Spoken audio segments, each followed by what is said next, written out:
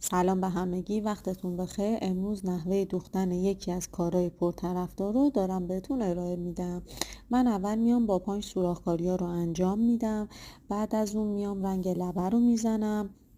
رنگ لبه باعث میشه که لبه کارمون ایستایی پیدا کنه. بعد از اون میام زیرسازی های کارم رو انجام میدم، چسبکاری میکنم، آسترکشی میکنم. بعد از اینکه رنگ لبه رو زدم میام دوختم رو انجام میدم.